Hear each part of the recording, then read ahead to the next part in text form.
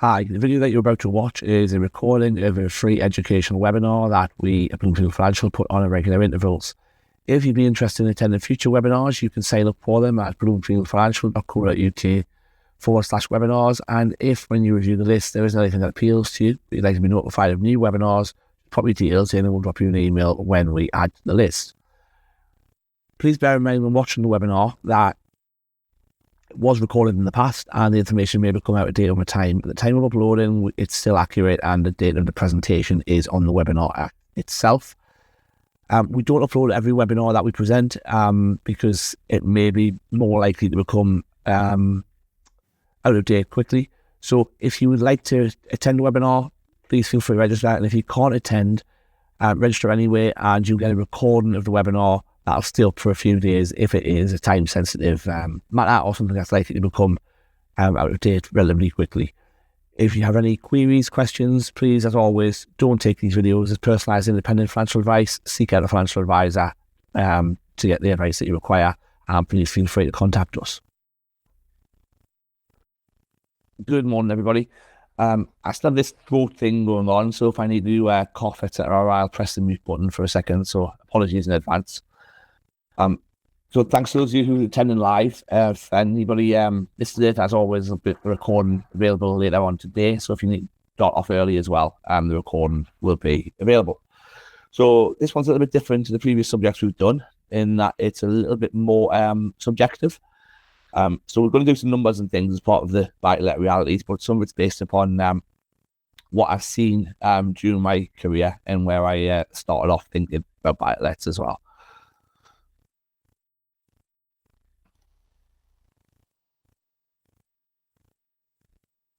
So just the usual basic webinar stuff. Please stay muted so that everyone can hear. I'll have my speakers turned off, which I have now, so that if you did speak, you won't create a feedback loop. Questions can be asked in the questions and answer box. They can't be seen by others, and I will get to them at the end, unless I see them in the middle and it's relevant to say it straight away. Recording will be available usually before the end of the day, but potentially only be available for a limited time, depending on what I've said and whether it's compliance, time sensitive or not. And the webinar is educational and shouldn't be taken as personalised advice. The usual warnings, this one's related to mortgage, obviously. Please remember your home or property may be possessed if you do not keep up repayments on your mortgage. Don't pay the mortgage, they'll take it away, simple as that. And that we give clients the option to pay for mortgage advice by fee rather than commission. And the FCA does not regulate all buy-to-let mortgages because they are considered a commercial venture and therefore you are not a consumer.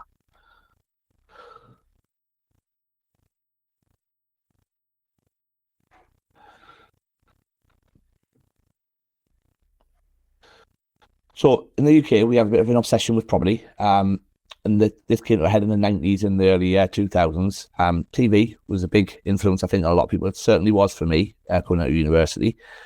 We had constant shows about how to increase the value of a property with simple DIY and how to get the best deal on a property and how you could make easy money with properties, etc. This goes back a long way in the British psyche. There's an old phrase where we refer to ourselves as a property owning democracy. That goes back to the early days of British democracy when you couldn't vote if you didn't own property, and I think that's deeply ingrained in society, that an expectation to own property makes one legitimate within society and gives you a stake in the place that you live. That was the original thought. But yeah, as a nation, we're quite obsessed with property, and I think as well people tend to like to invest in things they feel they understand. So everybody lives in a house, a flat, a property, everybody lives somewhere. So they feel like they understand property because they've had to deal with it as part of their day-to-day life. So for me, when I came out of university, I worked in retail for a little while and then I went to work in a building society. And the idea of owning property to let out seemed like a really good one as I got to learn about mortgages. So I knew, because I'd not long left university, that student rents in the town I'd gone to university were about £100 a week. And the property values were relatively low because student properties back then tended to be in places nobody else would want to live. So they were often flats above takeaways, flats above retail premises in the right heart of the city centre where no normal person would want to live. But for a student, living above a nightclub wasn't really a problem. Living above a kebab shop was considered quite convenient. And you only needed a 15% deposit generally in order to secure a buy-to-let mortgage. The checks and things that they did were not as rigorous as they are today. You didn't necessarily have to have an independent income. The numbers just had to stack up on the property.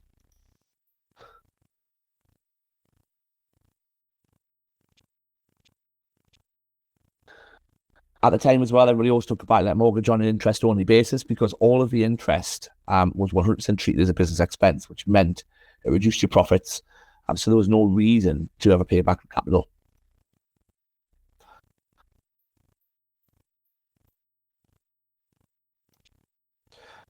And then there was, we used to speak to reps, experts from mortgage lenders, etc., who used to give us presentations on property. And they used to often quote the figure that average UK property prices double every 8 years. And they would bring out lots of data from the Office of National Statistics and from house price indexes and lots of other things to prove this. And it was correct. What they weren't pointing out was that it was average UK rather than regional, and that it often included commercial property. And interest rates were comparatively low. They were running about sort of 5.5%, which today seems high, but back in 2002, 2003, was pretty low when people had been getting fixed rates at 8% and thinking they were getting a great deal.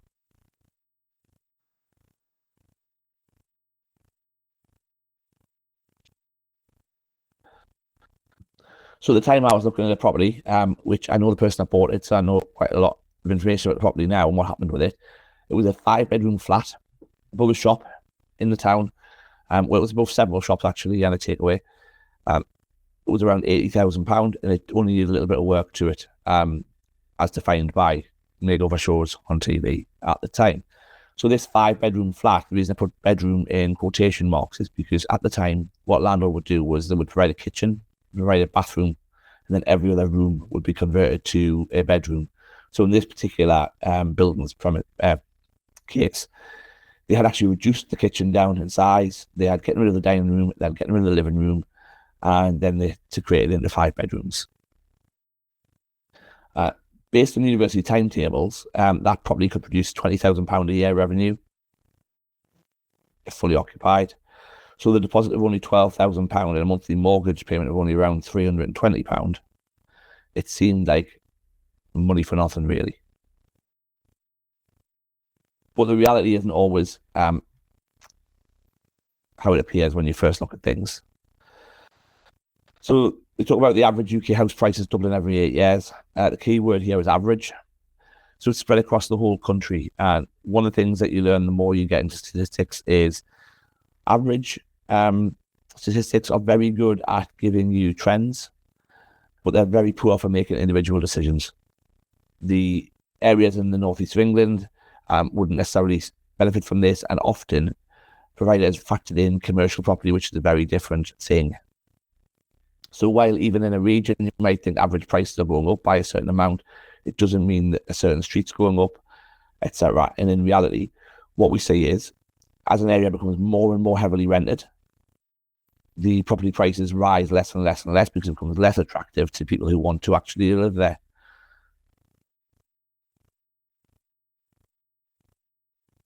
The associated costs were always ignored when we were drawing things up. So we would have legal costs for buying the property, legal costs for setting up the tenancy agreements. There would be agency fees for managing properties, for finding tenants, for doing security checks on tenants. Obviously, you had to insure the property. There'd be safety certificates. You need gas every year. You need electric every 5 years. You need to do a fire assessment. You need to do a Legionella assessment. If it's a student property, you also usually need to go through university approvals, which only has a fee basis attached to it. And then, of course, there's the maintenance and renovations and probably some things that I'm actually forgetting.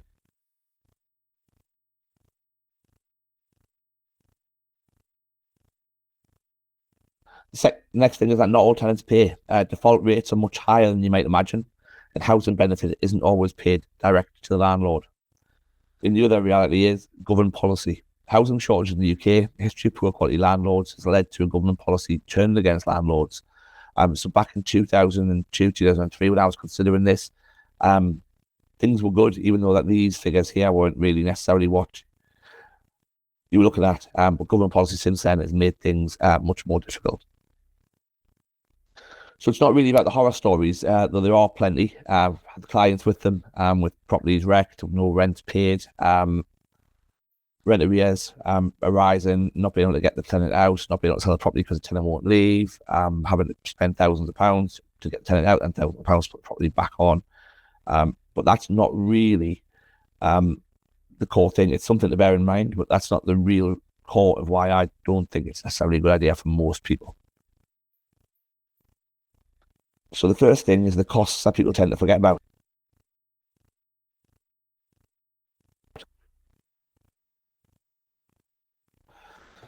This is not by means a comprehensive list. And I've looked at national averages, which isn't always the best indicator, but speaking to a national audience here, of what these things cost in different areas. So the conveyancing cost on buying a property is generally about £1,400, all in, not including any stamp duty or taxes. The stamp duty on a buy-to-let is normally going to be a second property, so the rate can be between 3 and 15% of the purchase price, depending on the tier of the property that you buy. And there is no zero rate ban unless you own another property. But if you own another property, you will probably find it extremely difficult to obtain a buy-to-let mortgage in the first place these days. You're probably looking at £1,000 initially to get your safety and other certificates up and running. Gas is about 90, electricals every 5 years or so is about 200-ish, and then you always need an energy performance certificate, which you have to get done every 10 years. You need to do a Legionella assessment at the beginning of every tenancy and a fire safety assessment at the beginning of every tenancy. So depending on how often the tenancy is, depends on how often you have to do one of those. When you're looking at tenant sourcing and vetting, we would generally suggest people need to budget 1 month's rent for finding a tenant in the first place. An agent will do the credit checking and all that sort of stuff for you, references. You can do that yourself, but you still incur costs and get set up to be allowed to do credit checks, etc. Obviously, I didn't put the detail in there when I typed that up. And making the property fit to rent. If the property has a low EPC or fails in any other way, you need to put it right before you can legally let it out. Back then, this wasn't such an issue, but now it is. And also, if you're renting to university students and you want to be on the approved panel for the university, you will have additional hoops to jump through for them to make it suitable. The council can be called at any time these days as well to check the condition of a property, and if they consider it unsuitable to live in, you will be banned from letting it until it's put correct.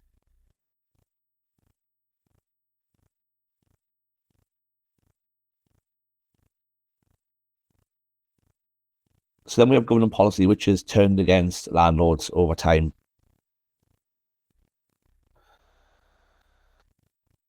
So the government are generally anti-landlord because the British home ownership is a fundamental thing. Landlords are seen as making that more difficult because they tend to buy up the same properties that first-time buyers would tend to target.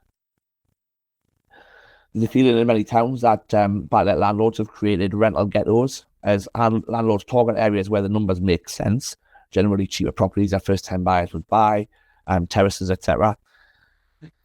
As the number of rented properties rises, the value tends to be suppressed. The less likely people are to want to buy them for any other purpose than renting out. And there's a perception that in some towns you create ghettos, areas that most people wouldn't want to live. A classic example, which you can find lots on YouTube, is a town near us called Horden, which has something called the numbered streets, which were originally mined as terraces.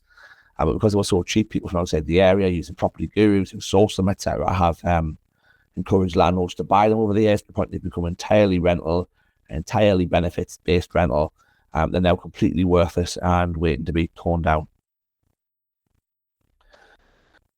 And of course, there's a history of poor landlords, so it's poor quality properties that are badly maintained. For those of you that are old enough, rising damp, and then that sort of image of landlords exists. And a lack of housing stock. Landlords are seen as holding that housing stock, which the government would like to be freed up for people who want to buy and live in their property. Landlords have little influence. They are democratically irrelevant as a sector in comparison to tenants. So there's no real reason that any government would care what landlords think. So over the years, there's been some progressive policy changes aimed at making being a landlord less attractive. In 2016, they took away the wear and tear allowance, which allowed you to claim back part of the rent as wear and tear against fixtures and fittings and furnishings on the property. In 2017, they reduced the additional stamp duty. So whatever the stamp duty would be on buying a property, you add an extra 3% to the calculation rate if it's a second property or additional property, i.e. buy-to-let properties, holiday homes, etc.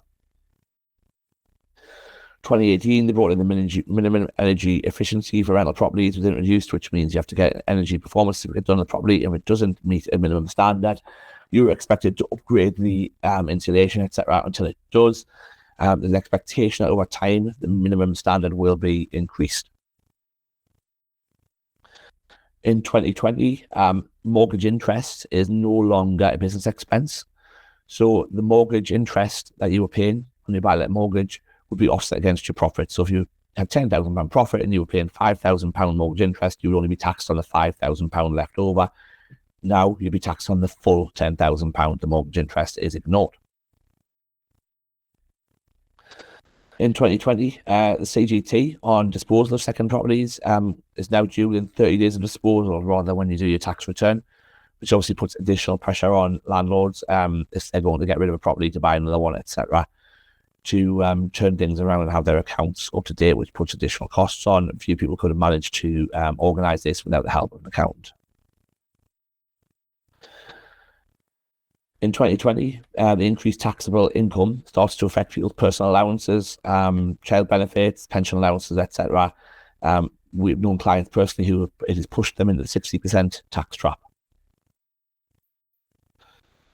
In 2024, we're looking at the abolition of no-fault evictions and making it difficult for landlords to regain control of their property.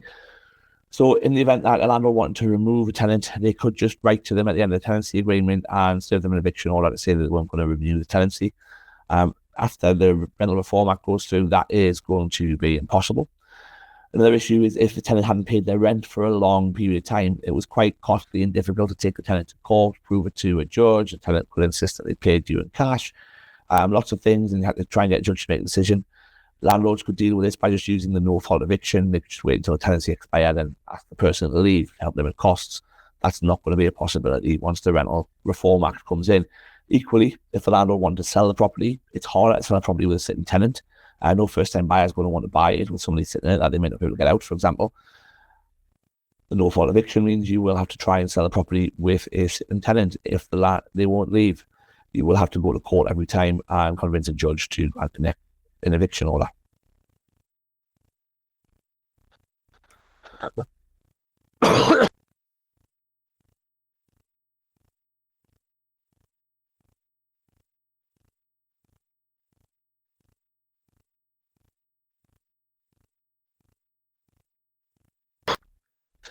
Sorry, just having a coughing fit there. So, property versus other investments. Do the numbers add up anyway? Can you actually make any money out of them over time? So I've done some figures. I'm going to drag the spreadsheet in here. Don't be overwhelmed with it. I'll summarize them.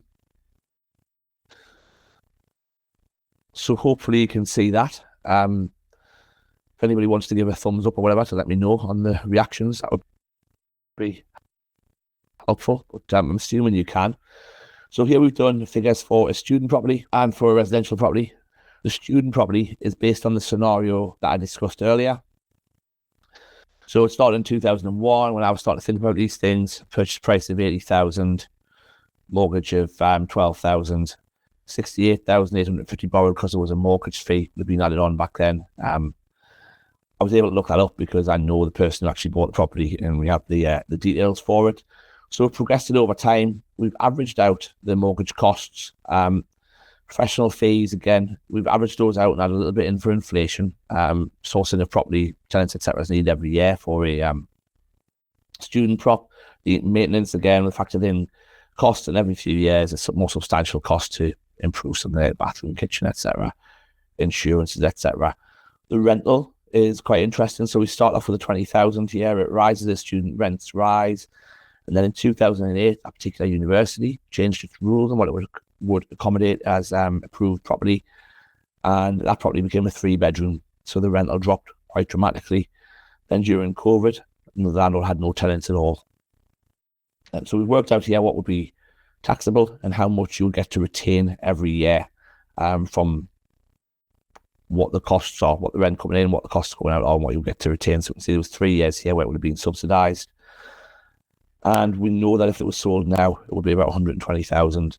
So we can work out what the capital gain would be, £40,000 profit on the property, save your capital allowance, total profit of 33,400. They'd be left with 44,550 in their hands by the time we take into account the deposit that they're getting back as well. I just wanted to summarise all the figures, but obviously that's a bit much for people to take in. So again, we used the 5.5%, which was about right at the time. We've had dips in between, then we've had significant rises, so kept it at that.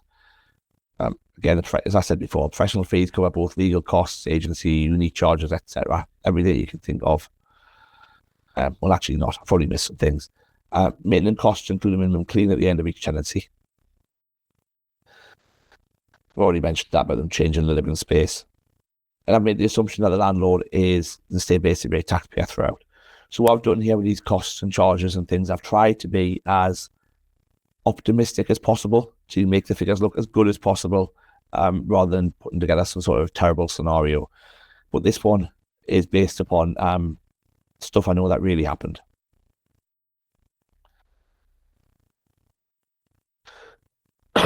So here, the landlord ends up with an additional annual income after taxation of £8,587 on average, but in some years, 3 years, they had to subsidise the property themselves.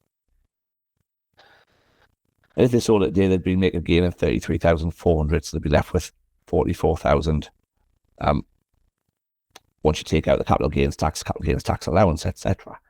But something happened with this property in the real world, which I haven't covered in these figures. The person who bought it, the rental income, pushed him in over £100,000 personal income, so pushed him into the 60% tax trap.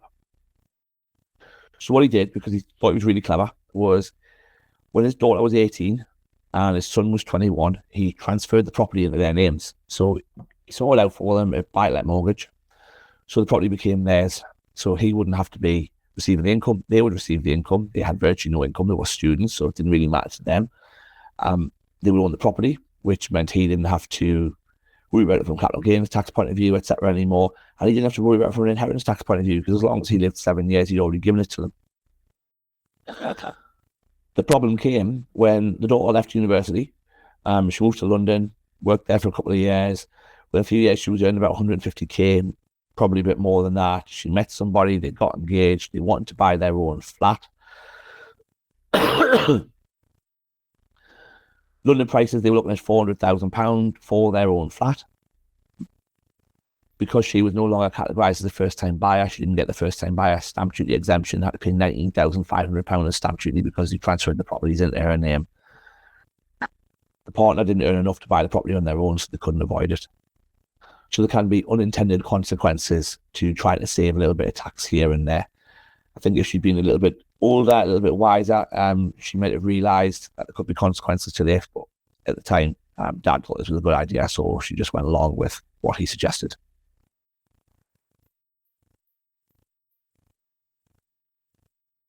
Then we have similar properties for residential property. Now, I don't know the complete detail of this, but I know the property. I did use a real life scenario, and average rents, etc. So it's the same sort of scenario, but it's a lower purchase price, so therefore a lower deposit. Mortgage costs, again, we assume the same because it's still a buy-let mortgage. Professional fees, not as significant because they're not looking for a new tenant every year, so we're assuming a new tenant every 5 years or so, and that they only have 1 month without a tenant to replace. And again, maintenance costs include a small amount for wear and tear every few years, and a more significant amount for bathroom, kitchen, boiler, etc. That line shouldn't be in there because it's not relevant at all. Again, I've assumed the management state basic rate taxpayer throughout. Yeah, and again, that landlord thing doesn't really apply, although in the real world, lots of clients found that during the COVID crisis, their tenants simply stopped paying their rent, particularly tenants on benefits who contacted the DWP and had their benefits directed to themselves instead of the landlord, because the government brought in a policy that meant they couldn't be evicted. So tenants who were worried about how they were going to live diverted the money themselves and stopped paying their rent. So in this scenario, for the residential property, we only had 1 year in which they had to subsidise it, and that's just because change of tenancy fell in with a period of maintenance. So they had an annual additional income of £3,200 a year for it, and they made a capital gain if they sold it of £15,000. So they'd be left with just over 24 grand in their pocket, including the return of their deposit.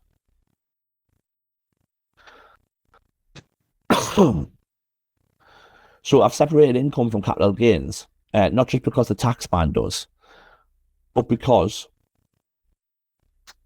it's not a passive income being a landlord. You do have to go out there and you have to do stuff and you have to be involved and things like that. So the straw poll of landlords that we work with arrange a buy-to-let, ask how much time they put into it. So the answers are quite a spread. They range from 2 to 3 hours a week, to maybe 10 hours a week. If you average out the disasters and organising refits and tenancy changes, etc., as somebody described. So the 2 to 3 hours a week is things like documenting the rent, dealing with maintenance issues, organising things like safety certificates, etc. So it's not a passive income. It should be thought of as a part-time job.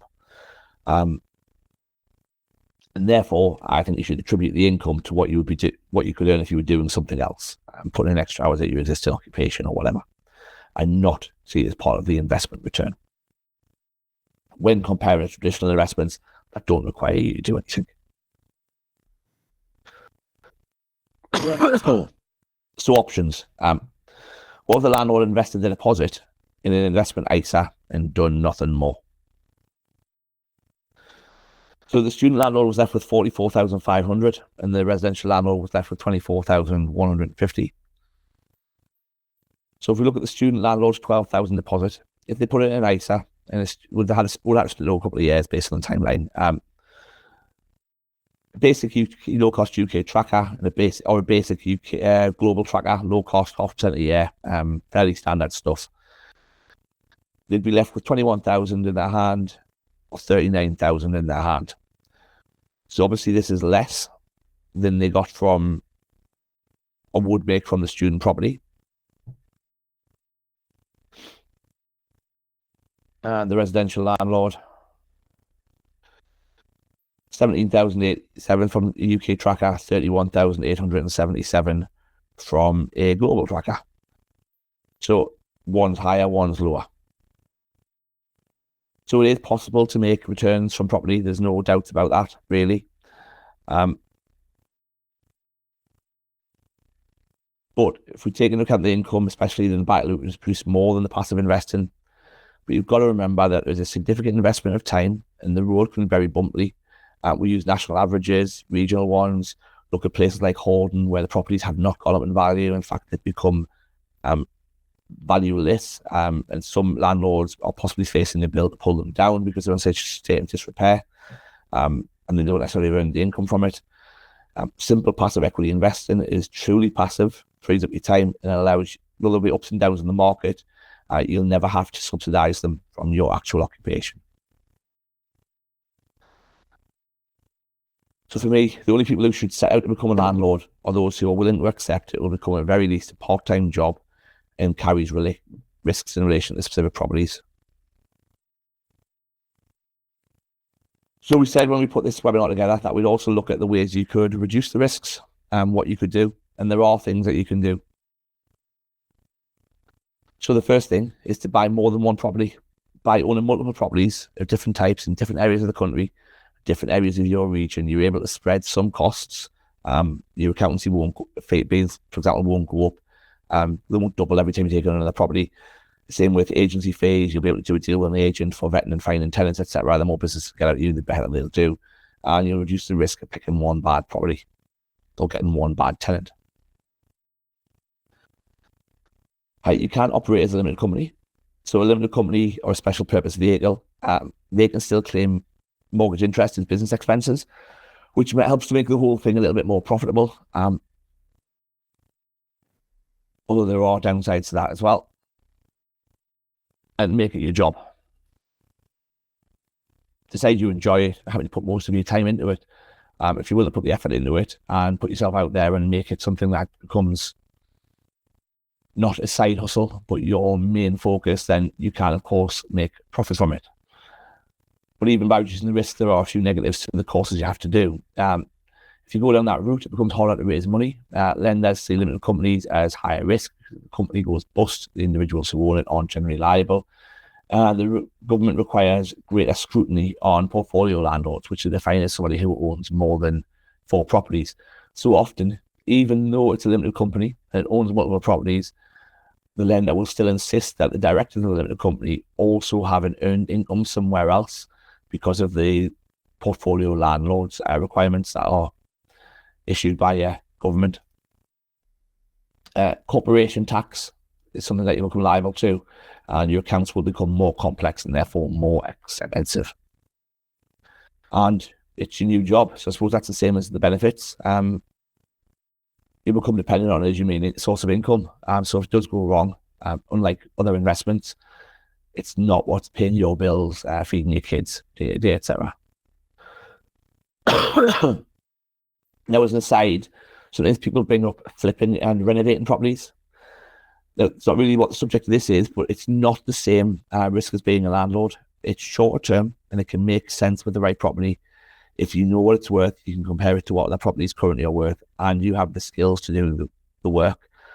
So I've seen this work for a lot of people, and pretty much consistently, it's for tradesmen who employ people, and they use it to keep their staff busy during downtime. So they will have periods of time where they can't necessarily do the jobs that are on their books because of weather, but if they've got a property that they own and can work on, they can reallocate their teams to work on that property, and they can use it for training for their apprentices, etc. So they can get it done without increasing their own costs because they're already paying these guys to work. Where it often goes horribly wrong is DIYers who decide to do it as their side hustle, their part-time job. Often it's because these people, particularly, unlike the tradesmen, have to borrow money in order to do the property up. They find their lifestyle and their kids and their job get in the way, and they can't get it turned around fast enough. So any profit they expect to make on flipping it is being taken up by either the cost of employing people to fix it, to do the work, or by the cost of the mortgage that they're temporarily holding in place. Renovation mortgages are usually very expensive, often much more expensive than buy-to-let mortgages, because the lender knows they've only got a short window, in theory, to make money from you. So for me, that works if you're retired and you can devote the time to it, or you're a tradesman and you can pull the resources together to make sure it gets dealt with quickly.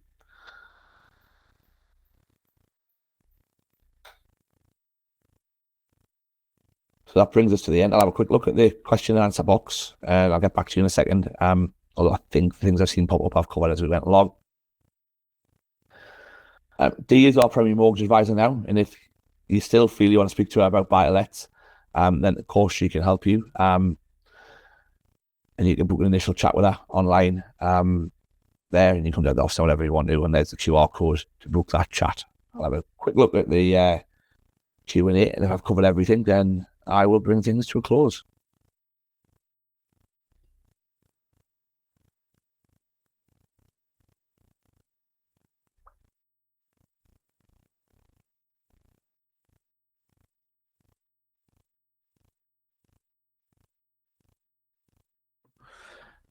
Yeah, so everything in the Q&A we've already covered as we went along. But this one has been much more of an opinion piece, I'm aware, than we usually do.